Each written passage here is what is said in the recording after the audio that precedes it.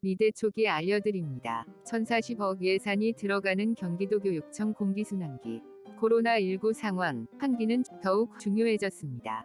코로나가 장기화됨에 따라 교육부는 이번 2학기부터 전면 등교 실시를 발표합니다. 환기의 중요성을 더욱 강조하면서요. 기온차로 혹은 미세먼지 고농도의 창문을 못 여는 날은 어떻게 환기를 합니까?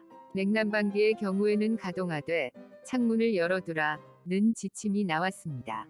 미세먼지 고농도 시의 지침은요. 냉난방기에 준해서 가동하랍니다. 아주 미세한 틈으로도 특히나 바람이 센 겨울에는 더 숭숭 들어오는 미세먼지. 창문을 열어두라고요.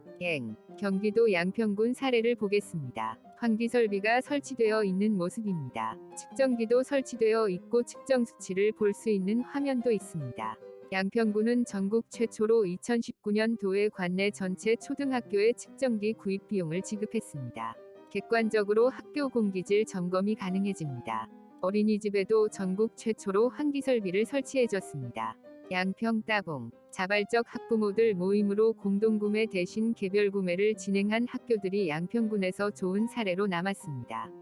이러한 활동은 미대촉과 함께였습니다. 2018년 환경부 초미세먼지 기준을 강화시켰고 민, 원, 이후 학교 대책 마련하라고 목소리를 내었고 민, 원, 교육부에서는 학교 고농도 미세먼지 종합대책을 발표합니다. 환기 설비를 설치하겠다고 한 거죠. 짝짝짝. 드디어 예산이 나옵니다. 약 2200억 원. 짝짝짝. 그런데 이후로 진도가 안 나가요.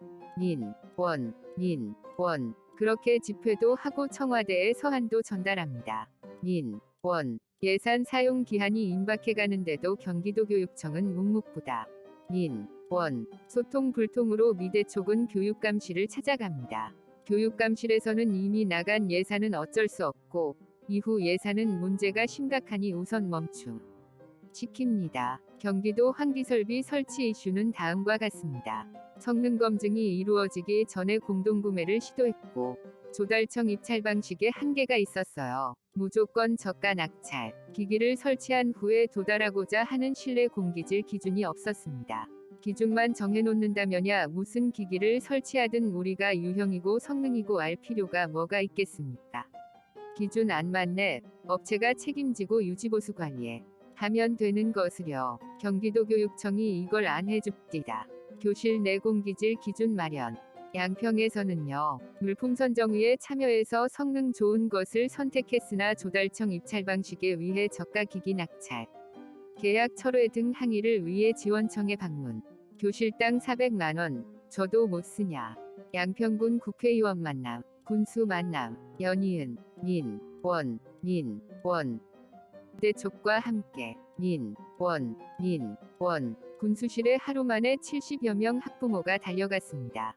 2019년도에 학교보건법 개정안이 통과되었으나 진도는 안 나갔고 민, 원. 미대촉은 집회를 열기에 이릅니다. 성능평가 보고서가 나왔으나 미세먼지 저감 성능은 알 수 없음. 11월에 측정기 인증이 나왔습니다. 학교보건법에 측정기 구비가 명시되어 있었어도 측정기 인증이 없다고 구입을 안 했었어요. 갈 길 멀었다. 진짜. 예산 사용 기한이 다 된 시점인 2020년 3월, 교육부는 남은 예산을 100% 공기청정기 임대로 사용합니다. 2200억 환기설비 설치한다더니 2021년 3월에 교육부에서 발표한 문서에 따르면 환기가 되지 않는 공기청정기만을 설치한 교실이 전국의 85%. 환기가 중요하다며. 돌아와서 양평군의 교훈을 짚어봅시다. 양평군이 처음으로 시도한 만큼 타시도교육청에서 동일 문제 발생할 것을 예상할 수 있었고 예방의 기회로 삼을 수 있었다는 것입니다. 마치 지금의 경기도교육청의 공기순환기 설치 사업이 타 교육청의 모범 사례가 될지 그 반대가 될지의 기로에 서 있는 것과 같아 보입니다. 이미 양평군에는 전국적으로 공기질 관리가 잘 되기로 유명한 조현초의 모범 사례가 있습니다. 미대촉 회원 학부모들의 적극적인 활동 덕분입니다. 3년 전인 2019년도와 달라진 것이 거의 없는 사업입니다.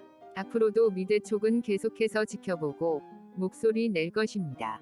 교실 내 공기질 기준을 마련하고 권고가 아닌 의무사항으로 지킨다면 학부모들이 더욱 마음 편히 아이들을 학교에 보낼 수 있을 것입니다. 경기도교육청은 2019년도와 달라진 점으로 KS 기준을 들고 있으나 그 기준에 통과하지 못한 업체는 거의 없습니다. 있으나마나한 기준, 그 외에 달라진 것은 공동구매 시 각 학교의 유형을 선택할 수 있게 해주겠다는 겁니다.